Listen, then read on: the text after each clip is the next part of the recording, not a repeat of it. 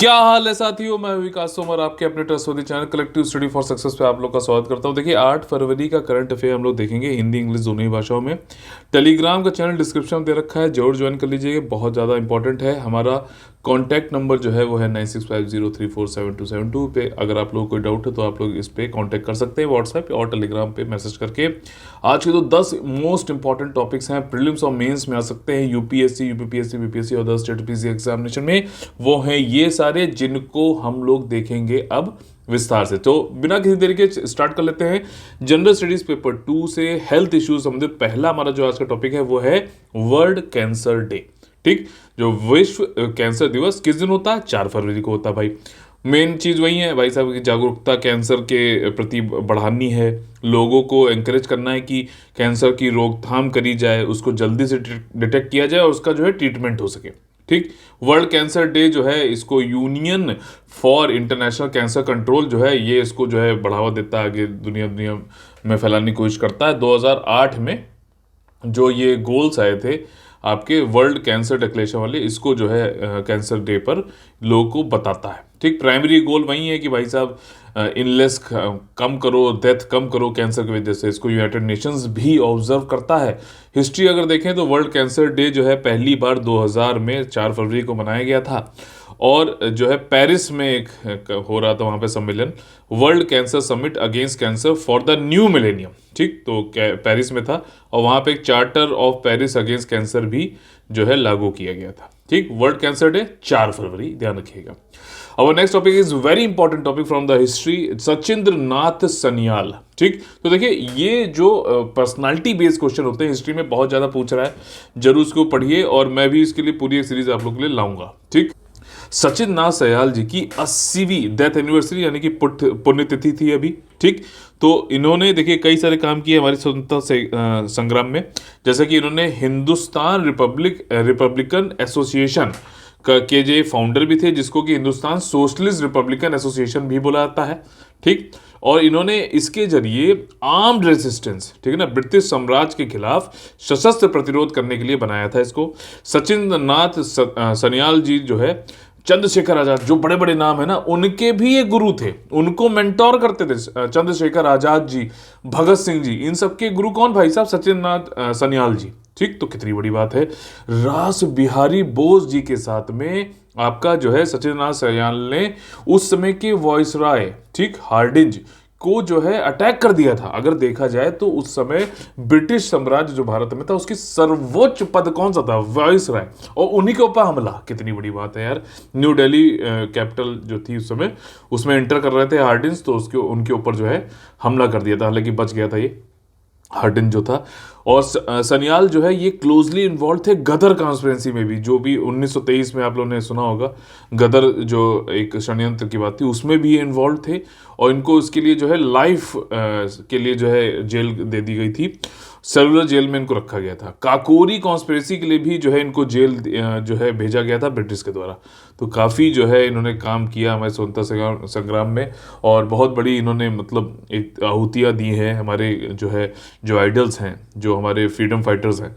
तो हमें इस स्वतंत्रता को जो है ग्रांटेड लेना चाहिए, इसके प्रति हमेशा काम करते रहना चाहिए। ठीक, इनका देहांत जो है गोरखपुर जेल में 7 फरवरी 1942 को हो गया था।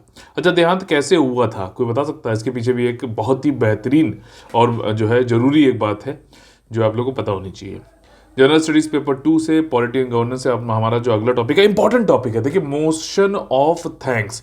जब भी हमारा संविधान का एक आर्टिकल है, आर्टिकल नंबर 87, जिसमें यह कहा जाता है कि जब भी कोई जो है जनरल इलेक्शन होंगे, सामान्य इलेक्शन होंगे पार्लियामेंट के, ठीक, तो उसके बाद जो पहला सदन बैठेगा, ठीक है, तो उसमें भी आकर प्रेसिडेंट जी जो है, राष्ट्रपति जी जो है, वो वहां पे संबोधन देते हैं, अपना एड्रेस देते हैं। ठीक, एड्रेस करते हैं दोनों हाउस को साथ में बैठा के, लोकसभा और राज्यसभा दोनों को बैठा के। लेकिन एक चीज यहाँ पे ध्यान रखना, ये ज्वाइंट सिटिंग में नहीं आता, ये आर्टिकल नंबर 87 में आता है। ज्वाइंट सिटिंग वाला जो है बिल को पारित कराने के लिए किया जाता है, वो होता है आर्टिकल नंबर 108 के अंतर्गत।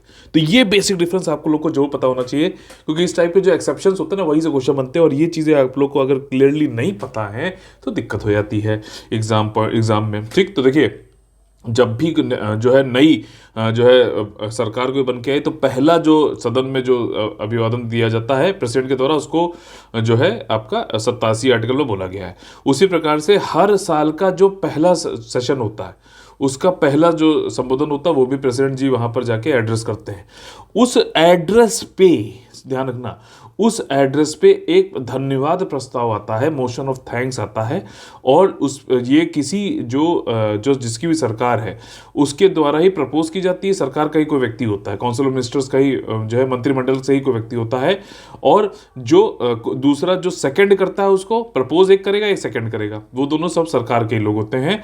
वो इसको फिर सदन के सामने रखते हैं, उसके सामने रखते हैं, और उसमें लोकसभा और राज्यसभा अलग अलग जो है उसमें मोशन ऑफ थैंक्स, ये मतलब जो प्रस्ताव है धन्यवाद प्रस्ताव, एड्रेस जो प्रेसिडेंट ने दिया है उसके ऊपर डिबेट होती है। और फिर इस मोशन ऑफ थैंक्स की डिबेट में आखिरी में प्रधानमंत्री जी अपना जो है जवाब देते हैं। अच्छा, इसमें कई बार ये देखा गया है कि ये पारित हो जाना चाहिए। क्यों? क्योंकि जो प्रेसिडेंट जी जो बताते हैं अपने एड्रेस में, वो सब सरकार की नीतियां और सरकार क्या कर रही है उसके बारे में बताते हैं। तो कई बार ऐसा देखा जाता है कि ये पारित होना जरूरी है मोशन ऑफ थैंक्स, ठीक, ताकि ये दिखाता है कि हाँ सरकार अच्छा काम कर रही है और जो पूरा सदन है, संसद है हमारा, उसको जो है हाँ मानती है, हाँ ठीक है। और लेकिन एक बार ये भी क्वेश्चन मन में उठता है कि भाई साहब अगर मान लो मोशन ऑफ थैंक्स, क्योंकि है तो ये प्रस्ताव ही एक तरीके का हमारे संसद में, तो वो अगर पास नहीं होगा तो और सरकार के द्वारा चलाया जाए तो क्या सरकार गिर जाएगी? नहीं, ऐसा नहीं होता है। ऐसा भी पीछे जो है हमारा जो है ये हुआ भी था इसी सरकार में ही कि मोशन ऑफ थैंक्स पास नहीं हुआ था, ठीक, तो सरकार गिरी नहीं थी, गिरती नहीं है, ध्यान रखिएगा।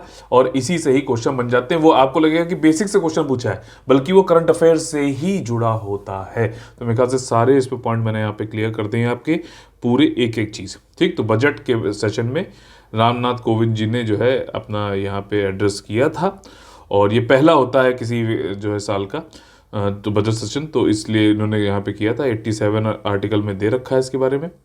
और जो है यहाँ पर अब प्रधानमंत्री जी इस पे मोशन ऑफ थैंक्स पे जो है आखिरी में अपना रिप्लाई देंगे, ठीक, जो भी डिबेट चल रही होगी मोशन ऑफ थैंक्स के ऊपर।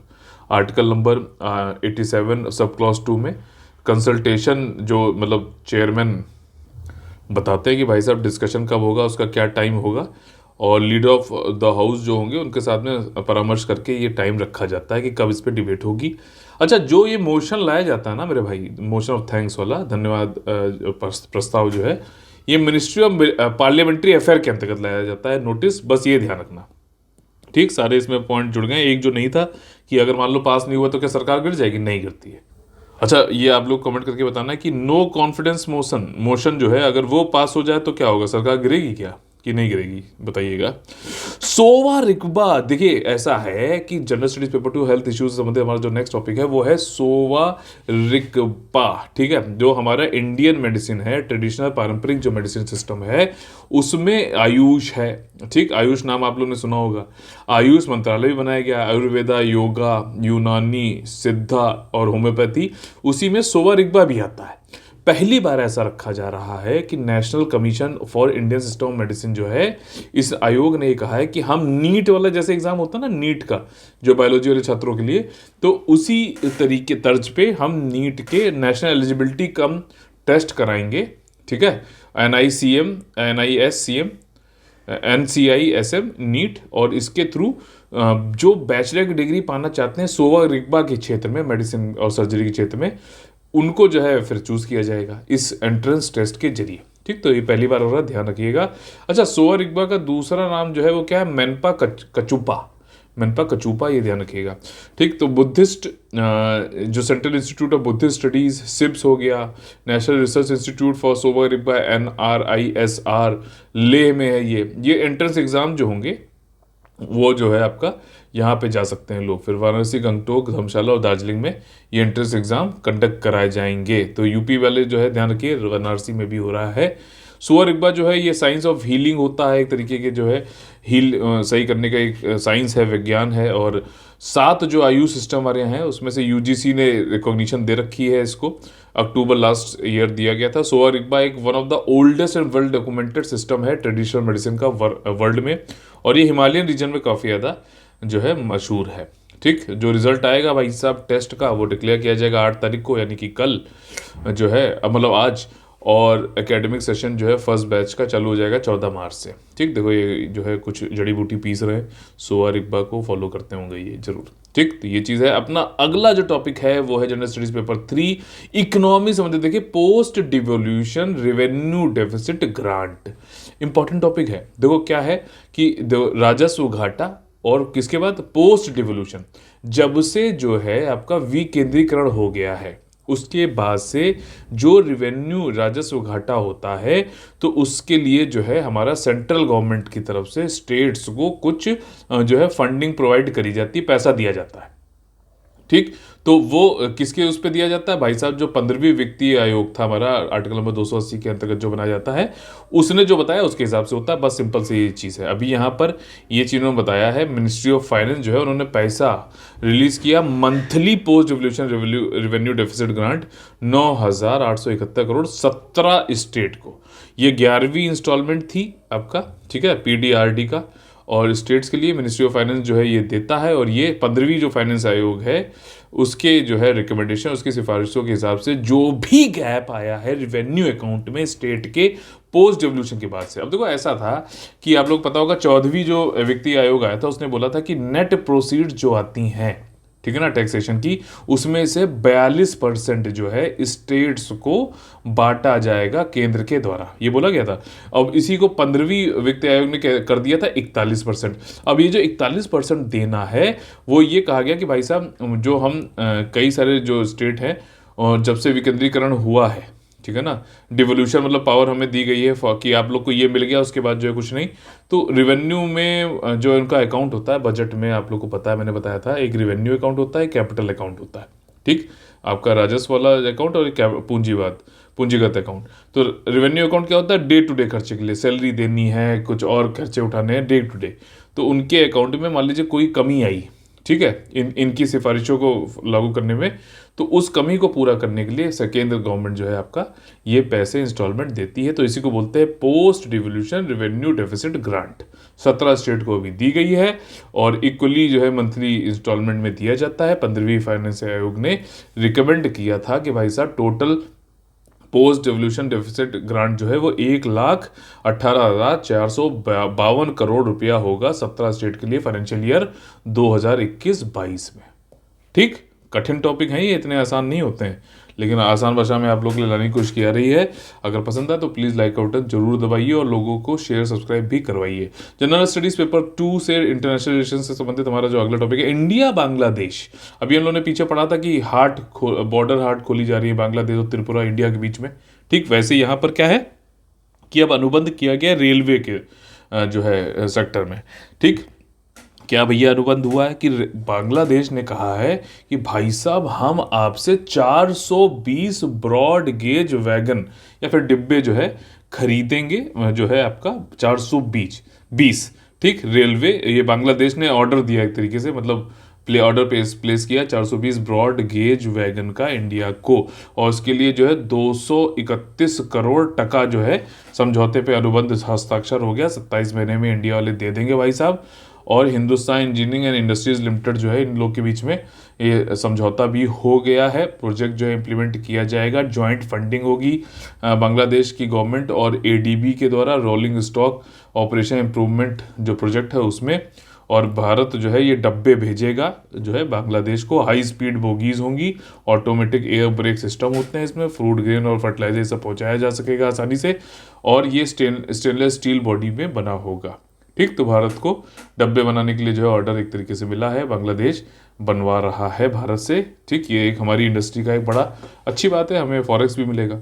अगला टॉपिक है वो है general studies paper 2 health issue से संबंधित। देखिए, स्पुतनिक की वैक्सीन की बात काफ़ी टाइम से चल रही थी, आप लोग को याद होगा स्पुतनिक वी करके जो है सबसे पहले वैक्सीन आ भी गई थी, फिर इंडिया में आई थी। अब जाकर जो है स्पुतनिक लाइट कोविड वैक्सीन को डीजीसीआई जो होता है, drug controller general of India, उसने अप्रूवल दे दिया है कि भाई साहब इमरजेंसी यूज के लिए हम अप्रूवल देते हैं। सिंगल डोज है स्पुतनिक लाइट कोविड वैक्सीन। ठीक, ये चीज़ हमारे जो यूनियन स्वास्थ्य मंत्री हैं उन्होंने बताया। एक एक्सपर्ट पैनल होता है जो विशेषज्ञों का, जिसने जो है रिकमेंड किया था सेंट्रल ड्रग अथॉरिटी को, डायरेक्टर जनरल ऑफ ये जो drug controller general of India को, कि भाई साहब हाँ ठीक है, इसको आप एथोराइज कर सकते हैं। तो अभी एथोराइज कर दिया गया। स्पुतनिक लाइट वैसे ही है, सेम है जैसे कि कंपोनेंट 1 है आपका स्पुतनिक वी। और ये मतलब इसमें कौन सा चीज़ यूज़ होती है भाई साहब, इसमें जो है adeno virus, proven well studied human adeno virus vector platform use किया था। इतना ध्यान रखना, स्पुतनिक वैक्सीन में कौन सी चीज़ होती है, human adeno virus vector platform. और ये वेक्टर जो है, वेक्टर क्या होता है आपका, कि इसके अंदर ही ये जो है आपका डालकर, ठीक, और फिर ये वैक्सीन के थ्रू हमारे अंदर इंजेक्ट किया जाता है। ठीक, सिंगल डोज है ये वैक्सीन। और एडिनो वायरस वेक्टर इसमें प्लेटफॉर्म यूज़ किया गया। ये वेक्टर कॉमन कोल्ड और ये सारी चीज़ें करता है, पीसफुली हमारे साथ ह्यूमैनिटी से बहुत साल, लाखों करोड़ों सालों से ये चला आ रहा है वायरस। ये 9th कोविड-19 वैक्सीन है भारत में जिसको अप्रूवल मिला है। और हमारे जो फाइट चल रही है कोविड के खिलाफ, उसमें और ज़्यादा हमको मजबूती की स्थिति में लाता है। हमारा जो अगला टॉपिक है general studies paper 1 art and culture संबंधित, देखिए ऐसा है कि भारत ने 5वीं बार अंडर 19 क्रिकेट वर्ल्ड कप जीत लिया है। अंडर 19 क्रिकेट वर्ल्ड कप जो होता है, ये इंटरनेशनल क्रिकेट काउंसिल जो है वो कंडक्ट कराता है। सबसे ज़्यादा बार भारत ने इसको जीता है, ठीक, 5 बार। इसके बाद ऑस्ट्रेलिया ने जीता है 3 बार। अभी भारत ने 2022 में इंग्लैंड को हराकर ये खिताब फिर से 5वीं बार नाम कर लिया है अपने। और ये जो अंडर 19 क्रिकेट वर्ल्ड कप हो रहा था, ये पहली बार आपका जो है वेस्ट इंडीज में हो रहा था। ठीक, ओवरऑल अगर देखा जाए तो 5 बार भारत जीता है। ये वैसे देखा जाए तो 14 बार जो है अंडर 19 क्रिकेट वर्ल्ड कप हो चुका है। तो ये 14वां संस्करण था। ठीक, ये चीज़ थी, उसमें 16 टीमों ने भाग लिया था। और मतलब भाग लिया तो मतलब भाग नहीं रहे थे, उन्होंने पार्टिसिपेट किया था। ठीक, और ये पहली बार 1988 में हुआ था। 14वां संस्करण अभी था, यूथ वर्ल्ड कप इसे बुलाता था। इंडिया 5 बार जीत चुका, ऑस्ट्रेलिया 3 बार जीत चुका है। आप लोगों को कमेंट करके बताना है कि इस टीम के कैप्टन कौन थे। अंडर 19 वर्ल्ड कप जो जिताता ज़्यादातर, वहीं जो है आगे जाके इंडियन टीम में भी भर्ती हो जाता है, जैसे विराट कोहली भी थे। ठीक, तो इस टीम का कैप्टन कौन था जरूर बताइएगा। अब next topic is from general studies paper 1 art and culture. देखिए, no build zone around monuments. जो भी स्मारक हैं उनके आसपास जो है नो बिल्ड, जैसे कि ये एक स्मारक है। ठीक, केंद्र सरकार के अंतर्गत जो आपका आर्कियोलॉजिकल सर्वे ऑफ इंडिया जो एक संस्था है, वो इस मॉन्यूमेंट की देखरेख करती है। ठीक, और इसका एक एक्ट है। एक्ट का नाम क्या है भाई साहब? एक्ट का नाम है आपका, कहाँ गया ये रहा, देखिए, ancient monument and archaeological sites and remain act 1958। इस एक्ट में ये बोला जाता है कि भाई साहब कोई अगर मॉन्यूमेंट है तो इसके जो है आपका रेडियस में 100 मीटर तक आप जो है कोई भी चीज़ जो है बिल्ड नहीं कर सकते। नो कंस्ट्रक्शन, कोई भी इस मॉन्यूमेंट के 100 मीटर रेडियस में आपका प्रोहिबिटेड एरिया होता है, कोई भी कंस्ट्रक्शन नहीं हो सकता है। और इसके बाद जो नेक्स्ट 300 मीटर होता है, ठीक है ना, तो ये आपका 100 मीटर हो गया। और फिर इसके बाद जो है ये 300 मीटर हो गया आपका यहाँ से यहाँ तक। इसमें रेगुलेशन जोन होता है, आप ASI से कुछ जो है परमिशन से लेके बना सकते हो। तो ये जो मतलब एक वन शू फिट ऑल वाला जो तरीका है, ये इसमें कुछ संशोधन करने के बाद अभी एक एक्सपर्ट कमेटी ने कही है यूनियन कल्चर मिनिस्ट्री से, जिसके अंतर्गत ही आपका आर्कियोलॉजिकल सर्वे ऑफ इंडिया आता है, कहा कि भाई साहब कोई भी स्मारक है उसमें आपने 100 दे दिया, ये कोई स्मारक हो सकता है वहाँ पे जो है 100 से ज़्यादा की भी जरूरत हो सकती है या फिर कम की भी हो सकती है। तो बिल्कुल ही कंस्ट्रक्शन ना हो, तो हर मॉन्यूमेंट के हिसाब से निर्दिष्ट रूप से आपको जो है अलग अलग जो है उसकी वो होनी चाहिए। ये चीज़ अभी बोली गई, इसी पे अभी बात हो रही है, सिंपल सी बात है। और जो संशोधन होगा वो सेक्शन 20A में होगा। ठीक, ये इस एक्ट के क्या नाम है? Ancient monument and archaeological sites and remain AMASR act 1958। Got the point. जैसे कि इन्होंने ये भी बोला कि भाई जो ताजमहल है, अब उसके लिए तो ये है कि भाई साहब ताजमहल के 500 मीटर तक जो है प्रोटेक्टेड एरिया है, तो वैसे ही कुछ ऐसा भी करो। और जब ये संशोधन हो जाएगा तो आर्कियोलॉजिकल सर्वे ऑफ इंडिया अगर मान लो इस मॉन्यूमेंट के आसपास किसी ने कंस्ट्रक्शन कर दिया तो उसके खिलाफ वो अतिक्रमण करने के लिए जो है अथॉरिटीज बात करके उसको इलीगल बिल्डिंग को खत्म भी करवा सकता है। तो इंडियन फॉरेस्ट एक्ट जो है हमारा 1927 वाला, उसी के तरीके से अब एएसआई को भी जो है इन्फोर्स कर सकेगा आपका एएमएएसआर एक्ट को आसानी से। ठीक, उसके पास भी कुछ पावर बनेगी। और जब वो इस एक्ट को जो है इन्फोर्स कर रहा होगा तो फिर इसको हम क्या बोल सकते हैं, क्वासी जुडिशियल बॉडी बोल सकते हैं कि नहीं बोल सकते हैं, अर्ध न्यायिक संस्था निकाय। ठीक, समझ में आया ना, एक एक ये पता है ना, ये अर्ध न्यायिक निकाय क्या होता है, क्वासी जुडिशियल बॉडी। तो अगर नहीं पता है तो हमारा टेलीग्राम चैनल ज्वाइन करिए, वहाँ पे पूछिए, मैं बताऊंगा आपको। और our next topic is from general studies paper 1 art and culture संबंधित। देखिए, लता मंगेशकर जी का निधन हो गया, बहुत ही जो है अच्छी बात नहीं लगी मुझे। काफ़ी बड़ी एक जो है हमारे लिए वो थी, अपना कल्चर में बहुत ही ज़्यादा इनका जो है योगदान है। अब एक एक चीज़ करके बताता हूँ उनका। देखिए, 92 साल की उनकी उम्र थी और ये राज्यसभा की एमपी भी रही थी। ठीक, इनको भारत रत्न भी मिला था, इनको नाइटिंगेल ऑफ इंडिया या फिर स्वर कोकिला भी बोला जाता था। ठीक, 1999 से लेके 2005 तक राज्यसभा की एमपी भी रही। तो राज्यसभा में जो है 1 घंटे का मौन रखा जाएगा इनके लिए। ठीक, और साथ ही साथ इनका जो जन्म हुआ था तो इनका नाम था हेमा मंगेशकर। ठीक, सितंबर 28 को इनका जन्म हुआ था 1929 में। 6 फरवरी अभी इनकी डेथ हो गई। और ये ओकेजनल म्यूजिक कंपोजर थी और प्लेबैक सिंगर थी। प्लेबैक सिंगर, भाई साहब एक जगह में पढ़ रहा था 36,000 गाने इन्होंने गाए। और one of the greatest and most influential singers में इनका जो है नाम आता है। इंडस्ट्री ने इन्होंने 7 दशक यानी 70 सालों तक इनका जो है कैरियर था। बहुत बहुत बड़ी बात है। जब हम लोग बच्चे थे तो हम लोग ये सुनते थे कि भाई साहब इनका जो गला है वो वैज्ञानिकों ने इसको कुछ खरीद लिया या पता नहीं कुछ ऐसा कुछ है कि शोध के लिए रखा जाएगा बाद में, कि इतना अच्छा गाती कैसे है। आप लोग ने भी सुना हो तो जरूर बताइएगा इस पर। और इनको कई सारे टाइटल्स मिले, जैसे मैंने पहले वीडियो में बताया हुआ था, Nightingale of India, voice of the millennium भी इनको बोला जाता है, क्वीन ऑफ मेलोडी भी बोला जाता है, स्वर कोकिला भी बोलते हैं। ठीक, नाइटिंगेल ऑफ इंडिया स्वर कोकिला भी हो गया। और 36 भारतीय लैंग्वेजेस में इन्होंने गाना गाया। 36, आपको कितनी आती है बताइए। और ज़्यादातर इन्होंने जो है हिंदी, बंगाली और मराठी में गाना गाया है। कई सारे इनको पुरस्कार मिले हैं, जैसे कि 3 जो है राष्ट्रीय पुरस्कार इनको मिले हैं। 1987 में दादा साहब फाल्के अवार्ड मिला है। 2001 में इनको भारत रत्न से नवाजा गया था। ठीक, और ये सिर्फ दूसरी फीमेल सिंगर थी। MS सुब्बलक्ष्मी पहले थी जिनको कि भारत रत्न का जो है पुरस्कार मिला था। और फ्रांस ने इनको हाईएस्ट जो उनका सिविलियन, जैसे हमारा भारत रत्न है वैसे ही फ्रांस का जो हाईएस्ट सिविलियन अवार्ड है, officer of the national order of the legion of honour, 2007 में मंगेशकर जी को दिया था। ठीक, तो ये काफ़ी बड़ी बात थी, इनका देहांत हो गया, एक जो है सदी का अंत है। और चलिए कोई बात नहीं, जो उन्होंने काम किया वो भी काबिल तारीफ़ है उनका काम। और वो खुद ही कहती थी कि मेरी आवाज़ ही मेरी पहचान है। तो बस ये है कि कुछ ना कुछ ऐसा करना है कि लोग याद रखें, ये ज़रूरी है, ज़िंदगी में ज़रूर ऐसा कुछ करना है। ठीक, तो इसी के साथ में आज का सेशन हम लोग खत्म होता है। अगर आप लोग पसंद आया तो प्लीज़ लाइक बटन तोड़िए, टेलीग्राम चैनल जरूर जो है इससे जुड़िए। और कोई डाउट हो तो 96503472 पे आप लोग कॉल कर सकते हैं, टेलीग्राम कर सकते हैं, व्हाट्सअप कर सकते हैं। तो चलिए कल फिर से मुलाकात होगी सुबह 6 बजे। तब तक ले आप लोग लेते हैं अलविदा। जय हिंद, जय Bharat, all the very best, Vande Vande Mataram.